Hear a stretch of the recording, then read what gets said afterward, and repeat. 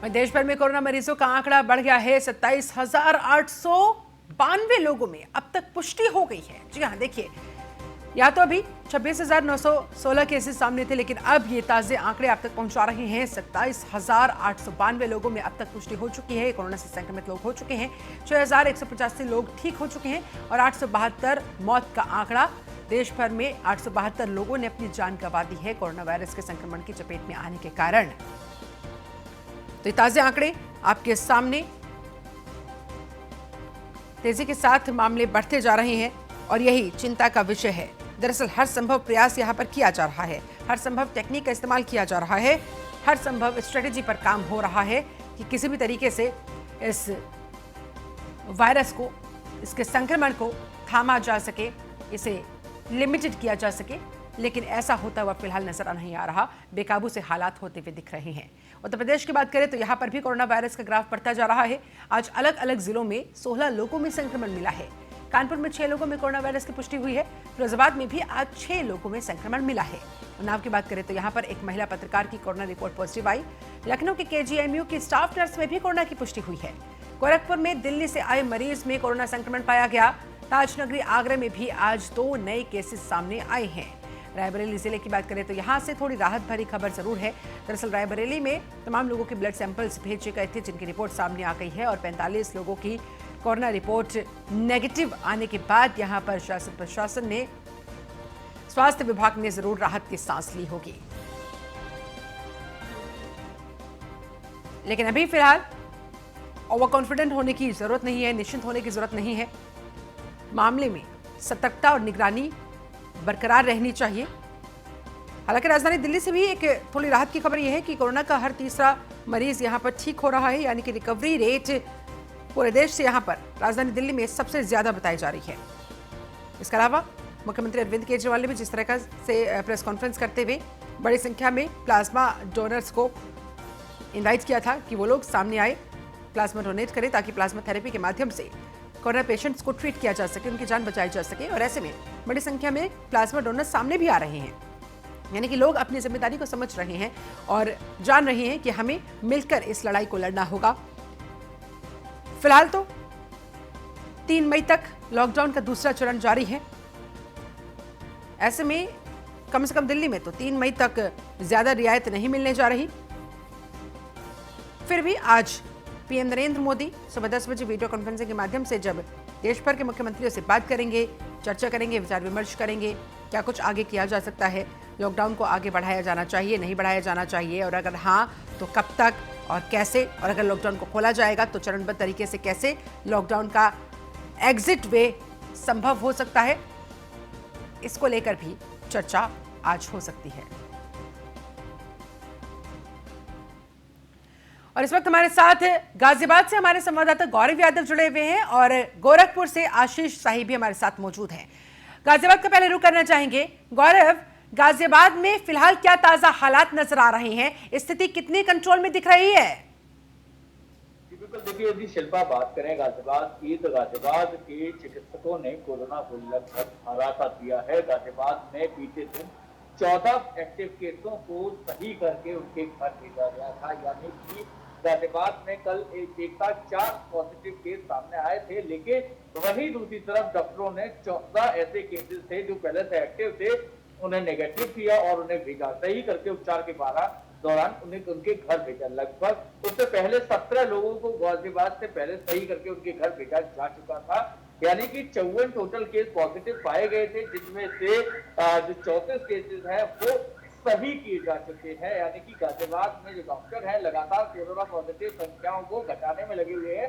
जैसे जैसे जांच में रिपोर्ट आती है, पॉजिटिव केस है उन्हें क्वारंटाइन किया जाता है, उन्हें जल्द से जल्द ठीक किया जाता है और जल्द से जल्द उन्हें उनके घर भी भेज दिया जाता है। गाजियाबाद में लगातार जो पेशेंटों को सही होने की संख्या है वो आंकड़ा बढ़ता जा रहा है। आज भी लगभग डॉक्टरों की यदि माने तो काफी ऐसे पेशेंट हैं जिनकी एक नेगेटिव रिपोर्ट आ चुकी है, एक आनी है, यानी कि कहीं ना कहीं गाजियाबाद में पॉजिटिव केस यदि मिलते जाएंगे तो डॉक्टर तैयार हैं पूरी तरीके से जल्द उन्हें सही करके उनके घर भेजने की। वही शिल्पा, दूसरी तरफ तो थोड़ी सी कमी जो गाजियाबाद में देखने को मिल रही है वो केवल और केवल जांच लैब का ना होना और जल्दी जांच रिपोर्ट ना आना। क्योंकि होता क्या है कि जब जांच रिपोर्ट होती है, आपके पास पता होता है कौन सिम्टोमेटिक है, कौन सिम्टोमेटिक नहीं है, कौन पॉजिटिव है, कौन पॉजिटिव नहीं है। ऐसे में जब आप पॉजिटिव केसेस को इलाज करते हैं तो जल्द जल्दी आप ट्रीटमेंट दे सकते हैं। और उसी ट्रीटमेंट का नतीजा है कि बीते दिन 14 लोगों को एक साथ सही करके उनके घर भेजा गया है। और वाकई उस एरिया में भी लोगों को बड़ी राहत मिली है जहां से पॉजिटिव केस मिले थे और वो ठीक है। पॉजिटिव केस सही होकर घर गए हैं। जी ठीक है गौरव, आप हमारे साथ बने रहिए। आशीष शाही भी हमारे साथ गोरखपुर से जुड़े हुए हैं। आशीष, थोड़ी देर पहले जब आपसे चर्चा हो रही थी तो हम बात कर रहे थे कि आम लोगों से बार बार अपील की जा रही है कि लापरवाही ना बरते, लेकिन अस्पताल प्रशासन की तरफ से लापरवाही बरता जाना, इसे लापरवाही नहीं बल्कि अब तो अपराध कहा जाएगा। और आखिरकार ऐसे कैसे हो गया कि दिल्ली के सफदरजंग अस्पताल से एक कोरोना पॉजिटिव मरीज वहां गोरखपुर तक बीआरजी मेडिकल कॉलेज तक जा पहुंचा और प्रशासन को कानो कान खबर तक नहीं भी हुई?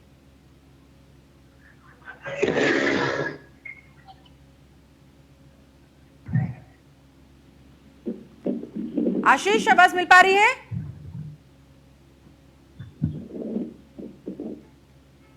चलिए, लगता है आशीष से संपर्क हमारा हो नहीं पाया है, लेकिन हमारे साथ अश्विनी द्विवेदी लखनऊ से जुड़े हुए हैं, उनका रुख करते हैं। अश्विनी, लखनऊ की बात करें तो यहाँ पर केजीएमयू की स्टाफ नर्स में भी कोरोना की पुष्टि हुई है। इस बारे में और क्या डिटेल आपके पास, क्या अपडेट आपके पास? निश्चित तौर पर जिस स्टाफ की कोरोना जो मरीज पाई गई है वो केजीएमयू में ही कार्यरत है और इस समय वो आइसोलेशन वार्ड में भी काम कर रहे हैं। निश्चित तौर पर ये उस क्षेत्र से आ रही है जहां पर पहले से ही कुछ कोरोना पेशेंट पाए गए हैं। लगातार जो केजीएमयू की ओर से गाइडलाइन बनाई गई है, तमाम चीज़ें कही गई, लेकिन इन सबके बावजूद भी सबसे बड़ा सवाल ये है कि आखिर उन लोगों का जो पहले जो प्राथमिक पहली श्रेणी में इलाज कर रहे हैं या पहली श्रेणी में सुरक्षा की व्यवस्था देख रहे हैं, उनका इलाज क्यों नहीं, उनकी देखरेख क्यों नहीं की जाती और उनका जो जांच है वो क्यों नहीं की जा रही। निश्चित तौर पर इस तरह की जो पहली खबर आई है काफी बेहद गंभीर है। हालांकि अभी जो रिपोर्ट आई है उसमें नए 6 केसेस लखनऊ में पाए गए हैं, जिसमें अब जो आंकड़ा है वो 200 पहुंच गया लखनऊ में। निश्चित तौर पर आंकड़ा लगातार बढ़ रहा है। शुरुआती दिनों में आंकड़ा सामान्य था, लेकिन एकाएक जिस तरह से पहले जमात से जुड़े हुए 14 लोग पाए गए, उसके बाद लगातार आंकड़ा बढ़ता जा रहा है। हालांकि जो अब लखनऊ में है प्लाज्मा थेरेपी की बात कही जा रही थी केजीएमयू पीजीआई में, वो शुरू होने वाली है। उसके लिए सैंपल भी ले लिए गए हैं, तमाम जो डोनर हैं वो भी सामने आ रहे हैं और लगातार जो प्लाज्मा है वो डोनेट कर रहे हैं। निश्चित तौर पर इससे कहीं ना कहीं फायदा मिलने वाला है लखनऊ के लोगों को और आसपास के लोगों को। इसके अलावा जो पूल टेस्टिंग की बात कही जा रही है, पूल टेस्टिंग में को भी शुरुआत कर दी गई है और काफी उसको बढ़ावा दिया जा रहा है। मुख्यमंत्री भी लगातार कह रहे हैं कि पूल टेस्टिंग को लेकर के काफी सजगता बरती जाए और जिससे कहीं ना कहीं ज्यादा टेस्ट होंगे और ज्यादा लोगों को राहत मिलेगी। जी ठीक है, ठीक है अश्विनी, आप हमारे साथ बने रहे। गोरखपुर से हमारे साथ आशीष शाही एक बार फिर से जुड़ गए हैं।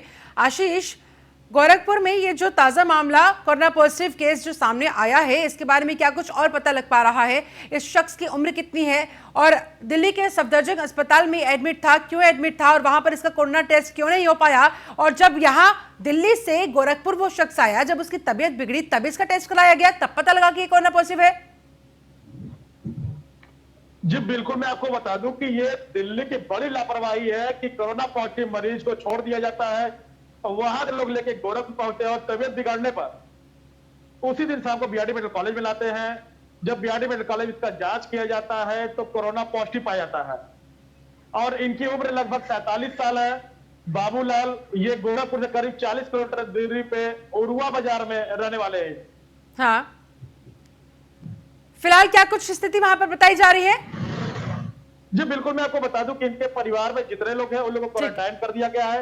लेकिन इनके साथ में जो लोग दिल्ली से आए थे, जो एम्बुलेंस ड्राइवर था, उन्हें अभी भी खोजा जा रहा है, पुलिस लोग खोज है, लेकिन उनका कहीं पता नहीं चल रहा अभी तक। चलिए ठीक है, बहुत शुक्रिया आपका आशीष शाही हमारे साथ जुड़ने के लिए, इस पूरी जानकारी को हम तक पहुंचाने के लिए। अश्विनी देवी हमारे साथ लगातार बने हुए। अश्विनी, एक बार फिर से आपके पास आना चाहेंगे।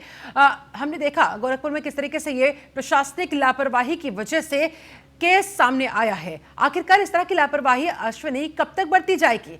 क्योंकि लापरवाही नहीं, अब इसे अपराध कहा जाना चाहिए, क्योंकि हमारा देश जिस स्टेज पर खड़ा हुआ है, जिस तरीके से कोरोना संकट बना हुआ है, ऐसे में एक भी गलती देश पर भारी पड़ सकती है।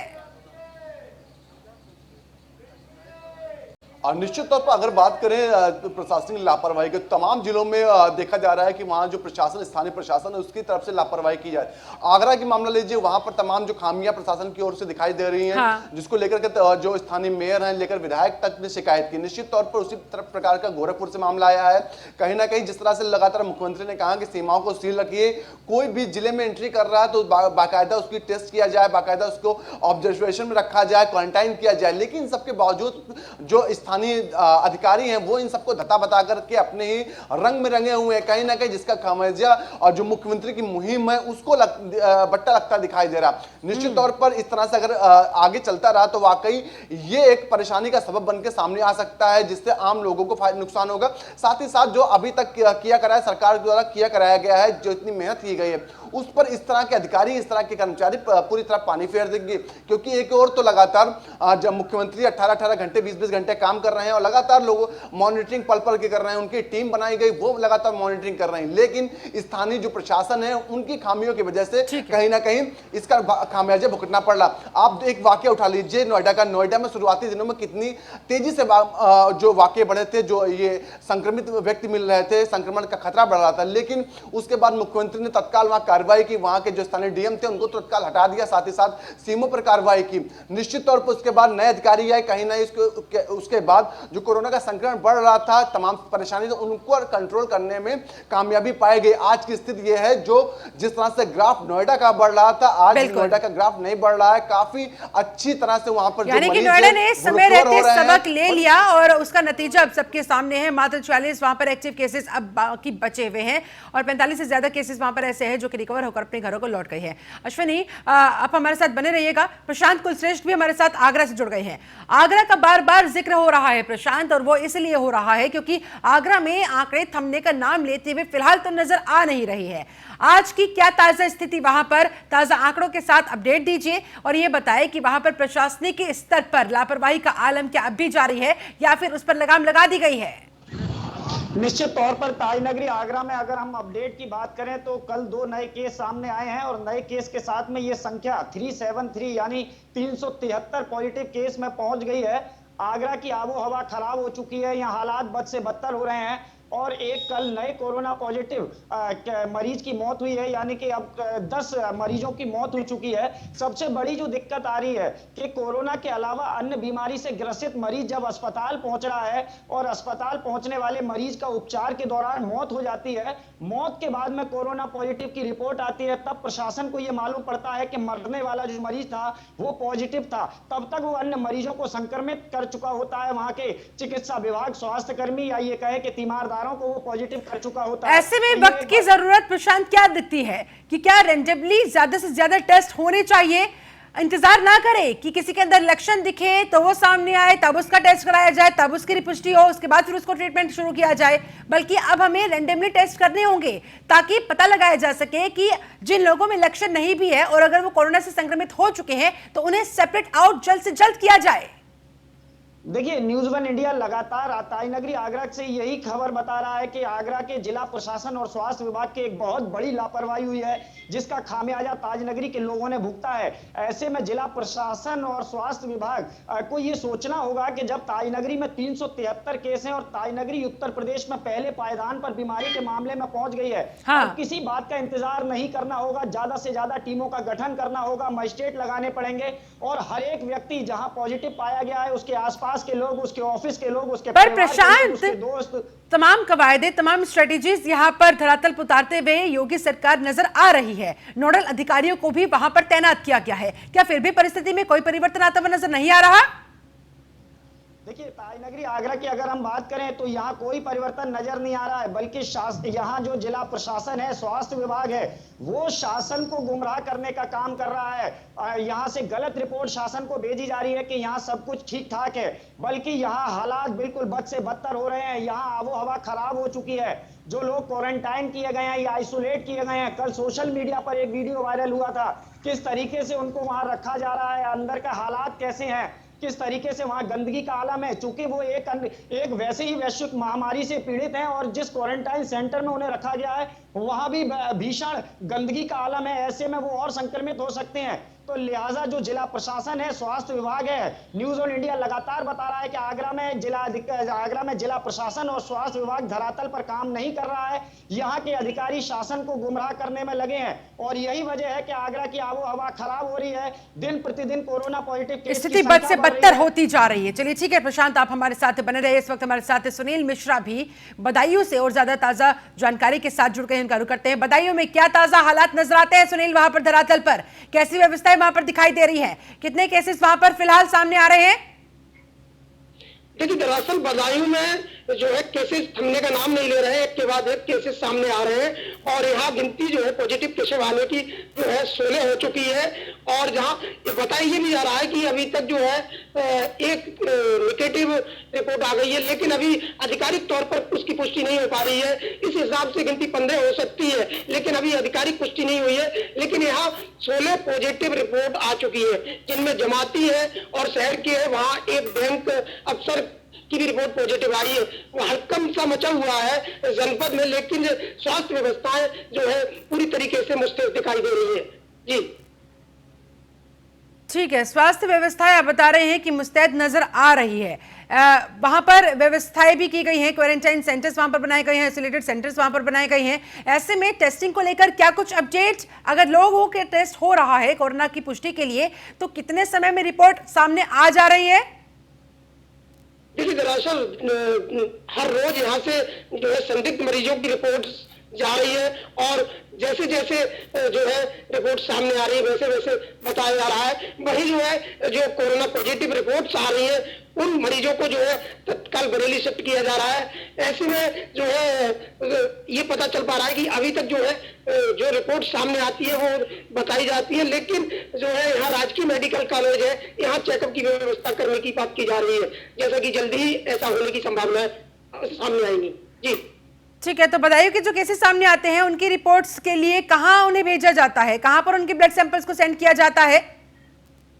जी, इन्हें जो है तत्काल जो है बदायूं से बरेली शिफ्ट किया जाता है और जो है सैंपल यहाँ से भेजे जा रहे हैं हर रोज, और लखनऊ जो है सैंपल जाते हैं। जी चलिए, बहुत शुक्रिया आपका सुनील मिश्रा हमारे साथ जुड़ने के लिए, इस पूरी जानकारी को हम तक पहुंचाने के लिए। प्रशांत कुलश्रेष्ठ, आपका भी बहुत बहुत धन्यवाद इस पूरी अपडेट को हम तक पहुंचाने के लिए। अश्विनी द्विवेदी हमारे साथ लगातार बने हुए, एक बार फिर से उनका करते हैं। अश्विनी, बदायूं की बात करें, आगरा की बात करें, गाजियाबाद की बात करें, तमाम जिलों की बात करें, ठीक है व्यवस्थाएं नजर आ रही है, कोशिशें नजर आ रही है, लेकिन लूप होल्स भी है और जब तक इन लूप होल्स को रिमूव नहीं किया जाएगा, इन्हें ठीक नहीं किया जाएगा, तब तक तमाम प्रयास वो सफलता भरे रिजल्ट नहीं दे सकते जिसकी उम्मीद हम लोग कर रहे हैं।